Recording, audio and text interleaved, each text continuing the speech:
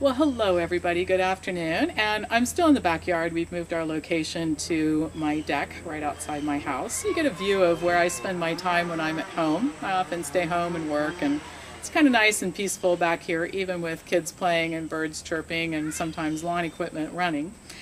But just a couple of announcements. Remember, next Tuesday, Chef Dell is going to do conversations with Chef with fall fruit, cranberries, pears, and apples. And boy, can he do some wonderful things with those fruits in the kitchen. So the other thing is, remember, November 2nd through 4th, Fall Conference. You do not want to miss it. Dr. McDougall, Dr. Polevsky, Dr. Bragan, Dr. Jacobson, Dr. Barnard, and of course Chef Dell and others will be presenting, and it's going to be an amazing weekend. So let's get on to some news, and there are really a couple of issues I want to cover today. Actually, they're related, and they show that our insistence on a reductionist approach to diet and nutrition and health is just very misguided.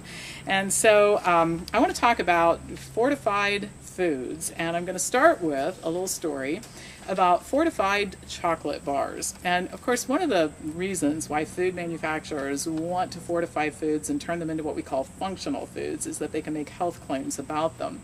And the supplement and food industries basically promote a view of nutrition that says that a nutrient is a nutrient. It really doesn't matter where it comes from, as long as you get it in your diet. So in this particular study, the researchers were looking at fortifying chocolate bars with fiber to see if those chocolate bars reduced appetite and provided a sense of fullness or satiety.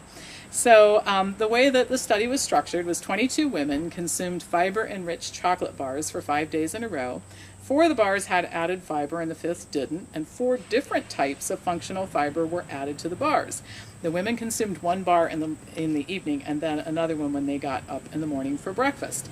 Then they ate lunch at the research lab, and they rated their fullness and their hunger and recorded their food intake for the rest of the day.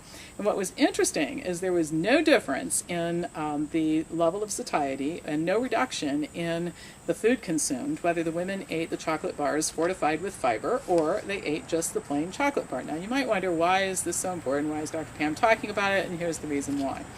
We have studies, and there are some in our Wellness 101 curriculum book that we cite, for example, that show that when people eat a high fiber breakfast, they have a sense of fullness that lasts longer than when they eat junk food for breakfast, and also it tends to reduce their calorie consumption throughout the rest of the day.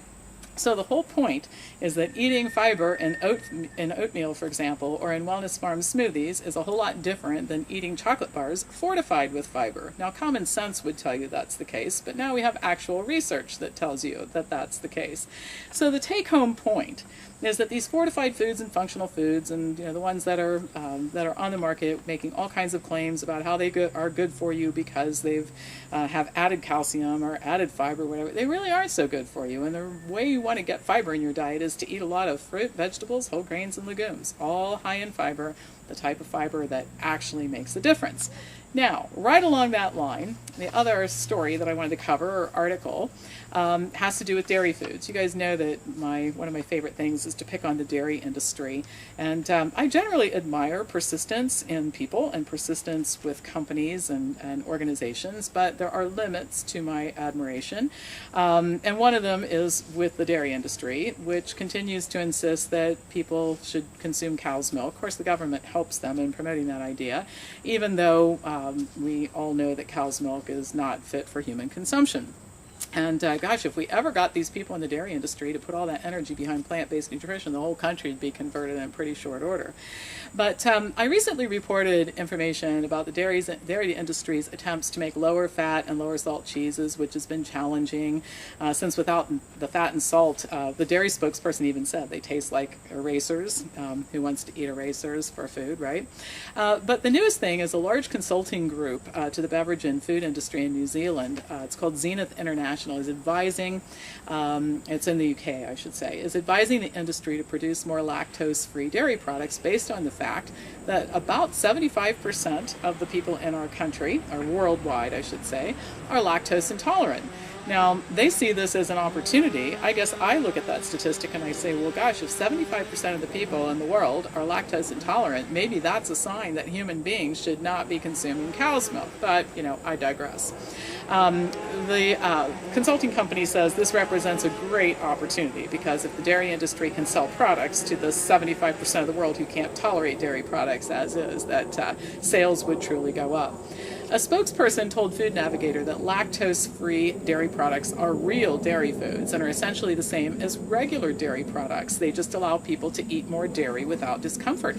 And I actually agree with that statement. Lactose-free dairy products are still deadly for humans because they still contain that pesky dairy protein that Dr. Campbell showed was a powerful cancer promoter in his studies, and which wreaks all kinds of other havoc with the human system, the human body, including increased risk for juvenile diabetes and allergies and asthma and constipation and breast and prostate cancer and osteoporosis and autoimmune diseases. I mean, other than that, it's pretty good stuff, right? But anyway, they are right. The lactose-free dairy products just as deadly as the regular type. The same spokesperson went on to say that the key to promoting lactose-free dairy products in markets like Asia, Latin America, and Africa is, quote, to invest in educating consumers and health professionals and government. And I guess the way that I took that statement is how sad it is that health professionals and government officials are so susceptible to marketing messages that the manufacturers of food know it, and they actually design their campaigns around that fact. It's like everybody knows that these agencies are industry friendly and really not acting in the interest of public health. Now, here's some good news. I always try to find the silver lining in the cloud because I'm essentially a positive person.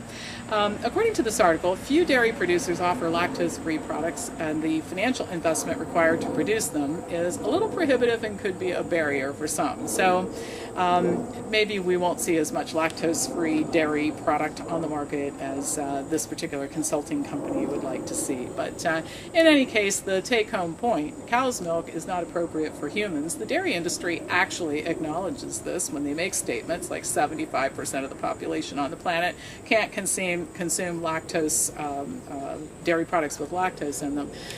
But it doesn't stop them from marketing their products aggressively to humans, and it doesn't seem to stop the government from getting behind their efforts. So I guess where that leaves us, and I guess this is another silver lining in the cloud, is it means that all of us at the Wellness Forum are going to be gainfully employed for a very long time because we sure do have a lot of educating to do.